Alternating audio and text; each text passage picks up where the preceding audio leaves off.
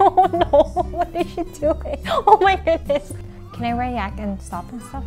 That's the whole point. I need to pause. That's why you have a mouse. That's the reaction. All your notes.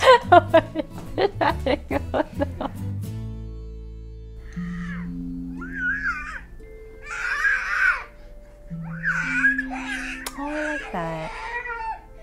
That's good. I like that. I love how she defined between the two. So meltdowns are behaviors caused by their inability to control their emotions, and tantrums are caused by their desire to express their emotions. I really like how she differentiated between those two.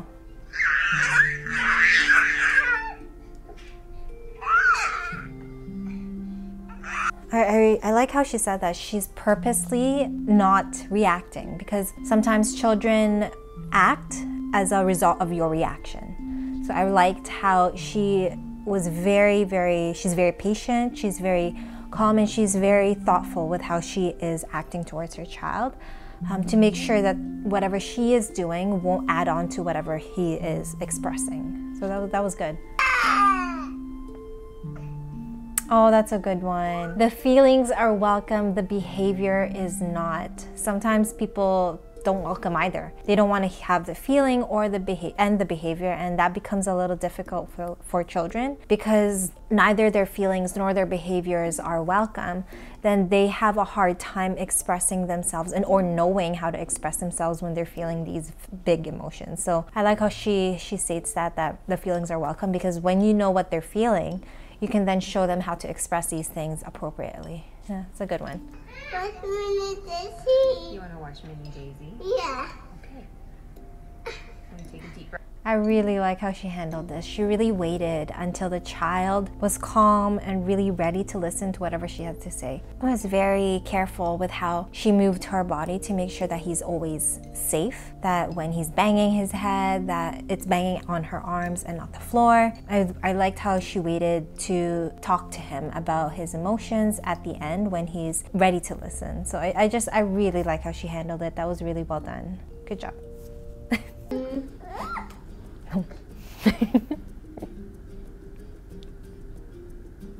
I find it funny because that's happened to me a few times with my son, where he's like hit my face and he kind of just like stares and waits for a reaction. So I like how she didn't really react to it. She didn't like scold her child for hitting her, because sometimes when you react, like I've been saying, sometimes when you react, it's what's gonna trigger an even bigger reaction from them. So it's important that you're careful with how you're reacting to your child, or sometimes don't even react at all, because they might just be hitting because they want something out of you, either for you to scream at them, for you to show that you're shocked. Just be careful. Maybe how you're reacting is what's causing the child's hitting. But yeah, I like that. That was really cute.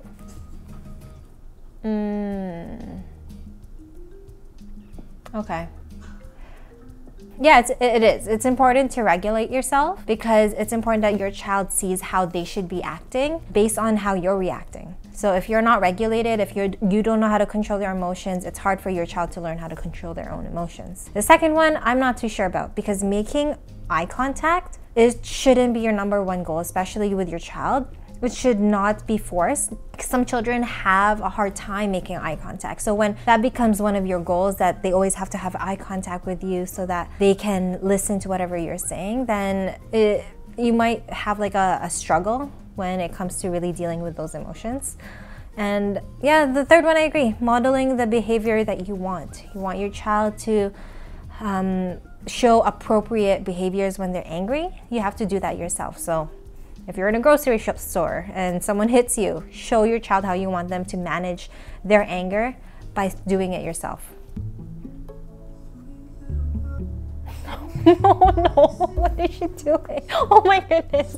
Okay, let's pause there. Like I've been saying, the way you're reacting is gonna cause either a smaller reaction or a bigger reaction, because your child is just reacting on how you're reacting. So just from what I saw, the child hit again because the mom grabbed the baby, pulled the baby towards her. She's forcing him to come towards her. You have to be very mindful of how you're managing children's bodies, because they're a person. They have their own free will.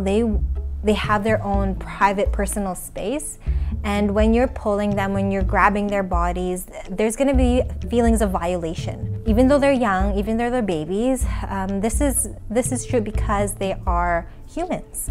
So when you're pulling them, their natural reaction is to pull back. And when you're forcing them, imagine if someone were forcing you to come towards them and you don't want to, what are you going to do? You're going to try to defend yourself. You're going to try to defend your body. So the child hit them off. She keeps on my god. Okay. Well, I guess I can see what she's trying to do, but she keeps like forcing him towards her, and he's already pulling away. So his mind is not even anywhere near what she's trying to talk about. It's important that you get them into a state where they can actually speak about how they're feeling, because at this point it looks like the child is just ready to go somewhere else. And when you're forcing them into a situation that they do not want to be in, they're going to react even more. So I can see like it looks like she's trying to prevent him from hitting his body on the floor, but the only reason he's hitting his body on the floor is because she keeps grabbing him. Just one more thing from that video. Children that age, and especially when they're going through such a difficult emotion, they don't have the capacity to really hear you out when they are going through those emotions. So you can be talking and talking and talking about how what they're doing is not right, but if their mind is somewhere else, whatever you're saying, it's not coming through. So finding the right time, finding the right space to really speak to them is very, very important. If you want your child to develop skills such as sympathy, empathy, it's important to model appropriate behavior, especially in these type of situations. You can't expect them to like get it right away.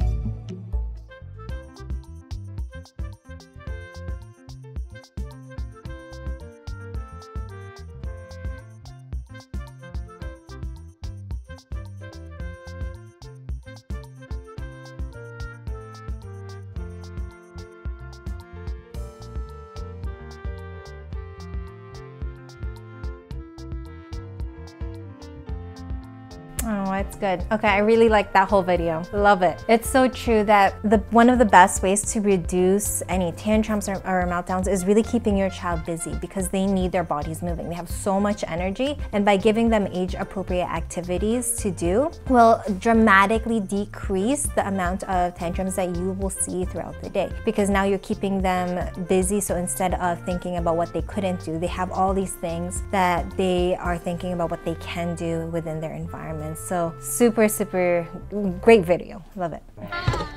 Hi, this is 911 emergency. How can I help you today? Situation where we need to transfer you. Just off the bat, they are teaching this child that if they are crying, they need to be afraid of the cops. That's just wrong. That's wrong.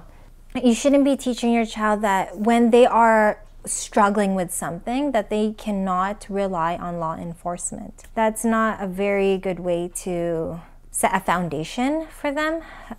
It's awful.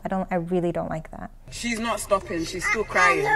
Okay, I'm afraid that. Oh, goodness. Okay, like it's gonna take time for her to like really calm down. It's gonna take time for her to stop crying. And I don't want to watch anymore. That's just awful. I can't. Especially when like a child is going through such a hard emotion and the adults are laughing. Like they are having a hard time and you're laughing in the side. It's like, that's awful. Imagine if you're crying and someone's laughing at you. That's awful. I can't. All right, I think I'm done.